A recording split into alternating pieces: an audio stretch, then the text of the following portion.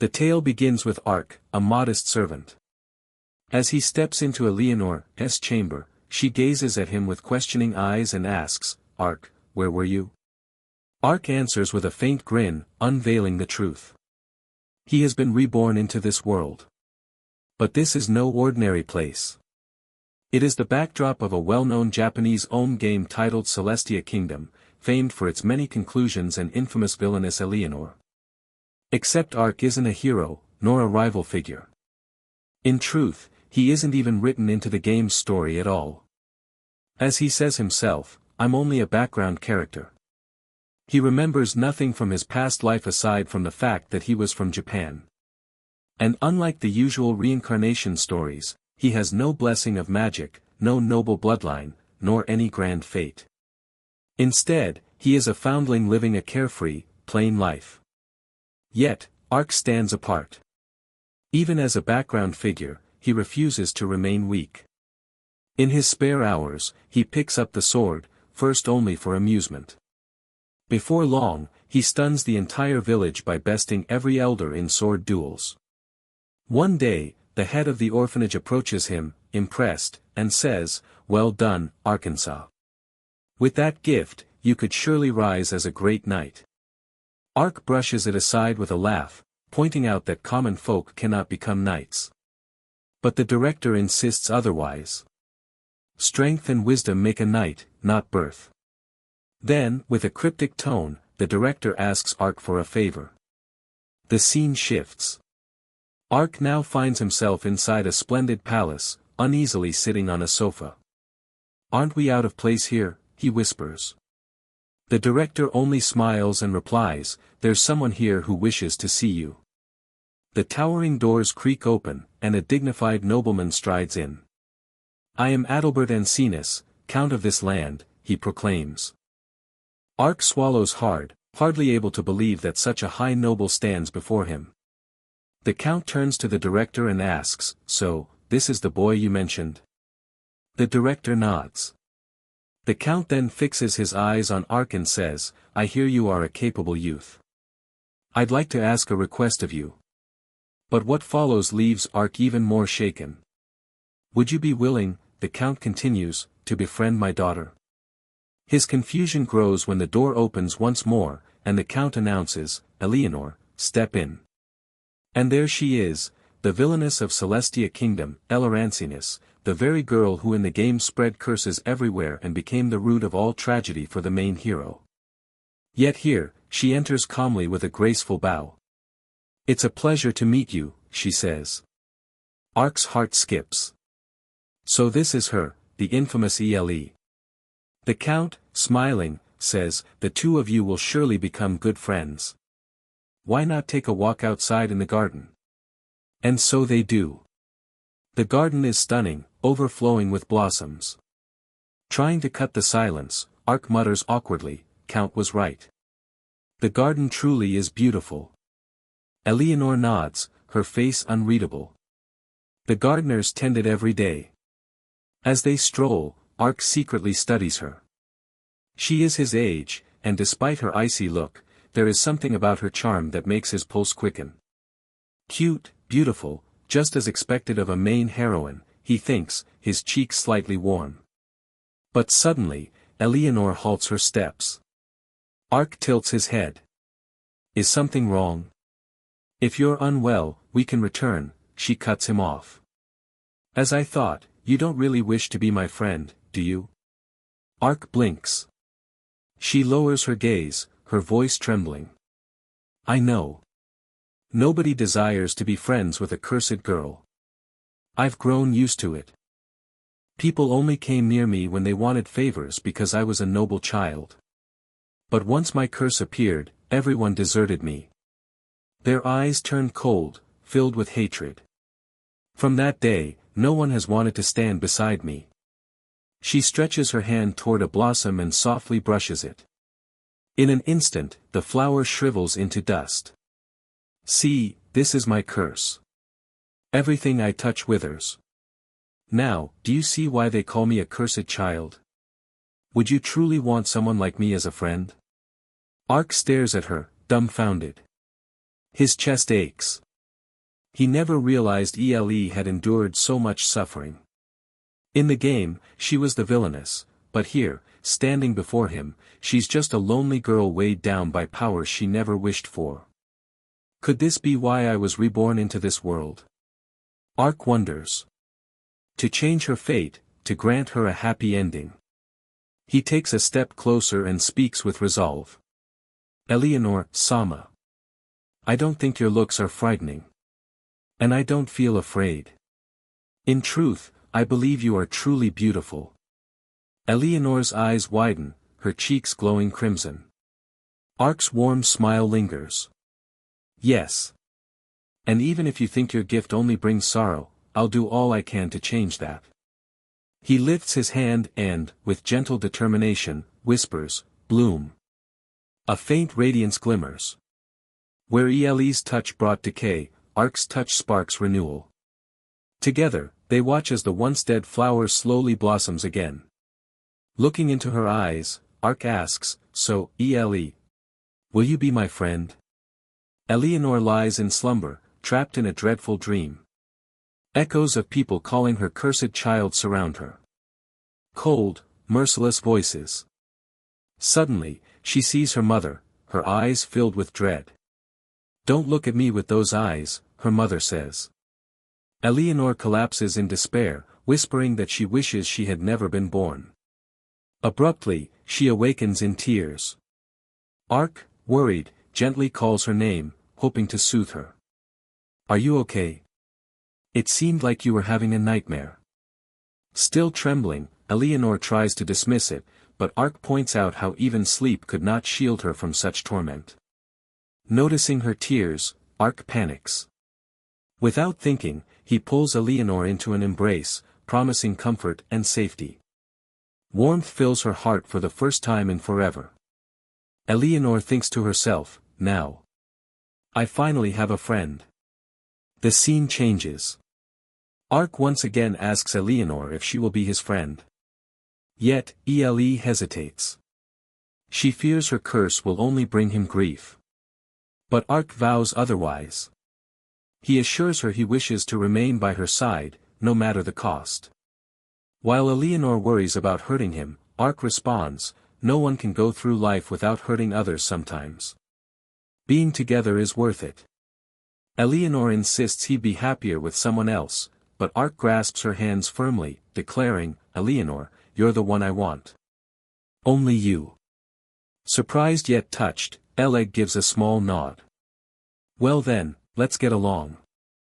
Take care of me, okay?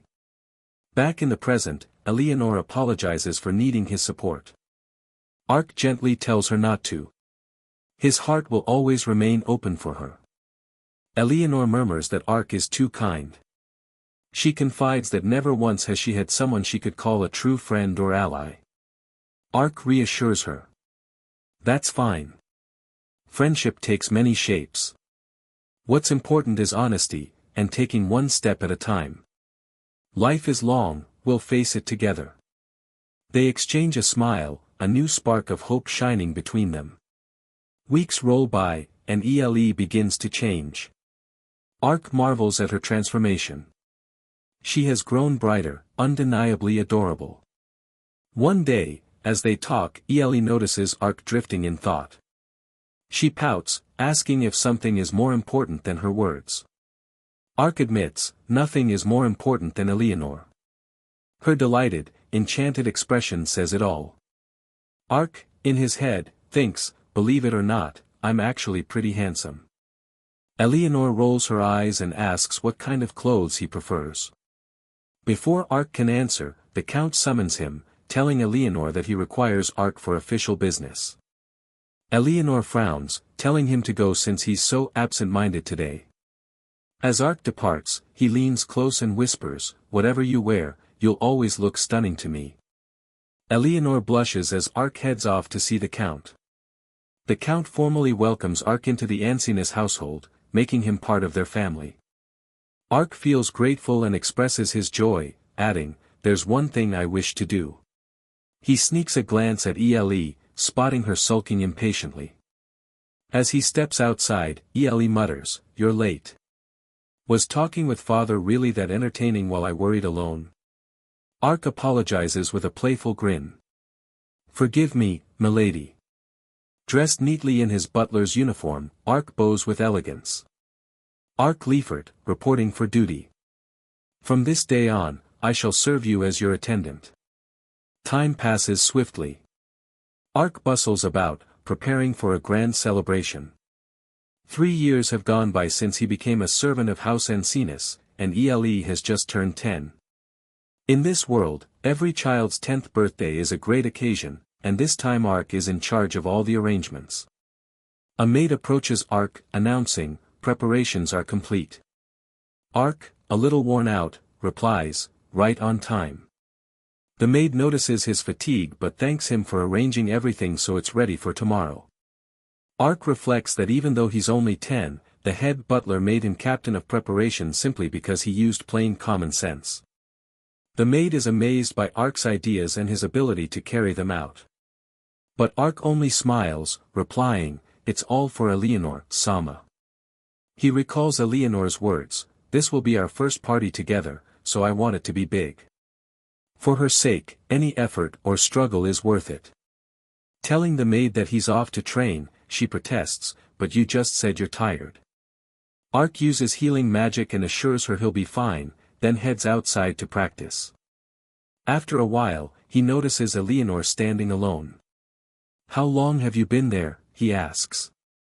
A little while now, she answers. Ark gently scolds her, saying, it's cold outside. But Ele teases, if I catch a cold, you'll keep me warm, won't you? Ark is startled, wondering why she's being so bold. Eleanor pouts, Ark, you've been so busy lately, you hardly visit me. You're my servant, so you should always be by my side. Ark apologizes, promising, it's all for your magnificent birthday tomorrow. Eleanor blushes, relenting. If that's the case, I suppose it can't be helped. Then she asks, do you ever feel lonely? Ark shakes his head. Everyone in the household makes sure I feel included. Eleanor's expression dims, and she says softly that she'll see him tomorrow, leaving Ark to wonder what he said wrong. The next day, the party begins.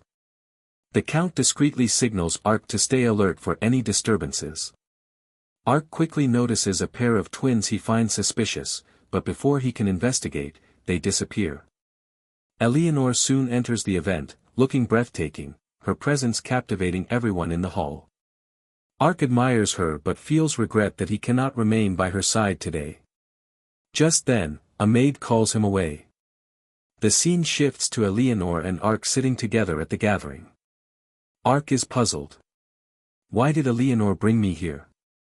She explains, Ark, you're not just my attendant. And besides, you should be celebrated too. You're 10 now as well. Ark is taken aback. He realizes he's never celebrated his birthday since he doesn't even know his own birth date. Yet, Ele thought of him, granting him equal honor. Ark marvels at how someone so thoughtful could ever be seen as a villain.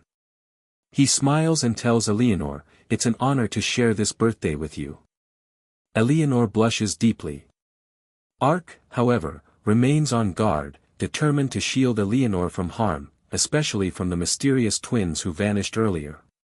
One truth is certain, as long as he stands by her side, he will make sure she stays safe.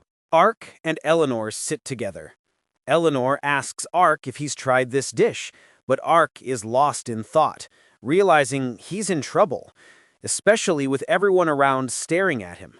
Suddenly, a young man approaches Eleanor, politely asking for her hand and inviting her to dance. Something clicks in Ark's mind as he recognizes him. You're Razor Kilman, the Viscount's son, Ark says.